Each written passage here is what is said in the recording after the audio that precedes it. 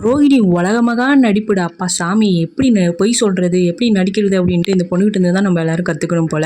So வந்துட்டு பார்வதி ஆண்டிகிட்ட போயிட்டு அந்த ரூ. 2,00,000 தொலைஞ்சதுலேருந்து எங்க வீட்ல வந்து நிம்மதியே இல்ல.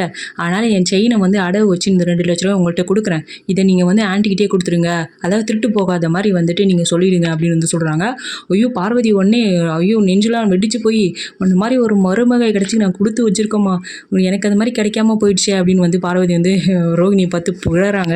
ரூ. 3,00,000 மனோஜ் கிட்ட வந்து ரோகிணி எடுத்துட்டு போய் குடுத்து, "இத வந்து உங்க அம்மாட்ட குடுத்துருங்க.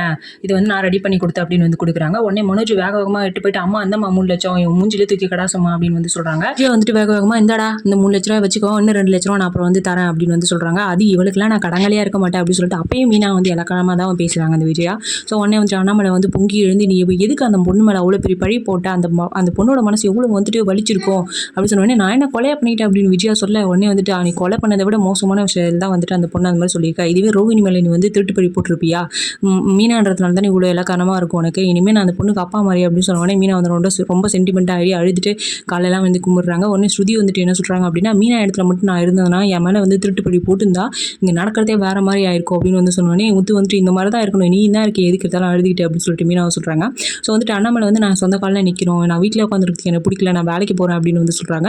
வேலை கேட்டு ஒரு இடத்துக்கு போகிறாங்க. ஸோ நாளைக்கு என்ன நடக்க போகுது அப்படின்னா, ரோகிணி அதுலேயும் மாட்ட மாட்டாங்க தான். ஸோ ரோகிணி அவங்க அம்மா அவங்க பையன் கூட வந்துட்டு ஆட்டோவில் வந்து இறங்குறாங்க. அண்ணாமலையை வந்துட்டு பார்க்கல. ஆனால் கிறிஷ் வந்து பார்த்துட்டு அண்ணாமலையை தேடி ஓடி வரான். ஸோ என்ன நடக்க போகுது அப்படின்றது தெரியல. ஒருவேளை அந்த அவங்க கூட வந்துட்டு இந்த பொண்ணை பார்த்தாலும், அதாவது ரோகிணி வந்துட்டு அண்ணாமலை அந்த பொண்ணு கிறிஷ் கூட பார்த்தாலும் அவர் வந்துட்டு அதுலேயும் ஒரு சமாளிஃபிகேஷன் இருக்கும். எப்படியும் வந்து ரோகிணி வந்து மாட்ட போகிறது இல்லை. ஆனால் வந்துட்டு அந்த கர்மா அப்படி சொல்லுவாங்கள்ல, அவங்க அவங்க என்ன நினைக்கிறாங்க, கெட்டது நினச்சாங்கன்னா அவங்களுக்கு வந்துட்டு அவங்க மேலே தான் எல்லா பழியும் விழுந்துட்டு இருக்கு. இந்த ரூ. 5,00,000 அவங்களுக்கு வந்து லாஸ் தான்.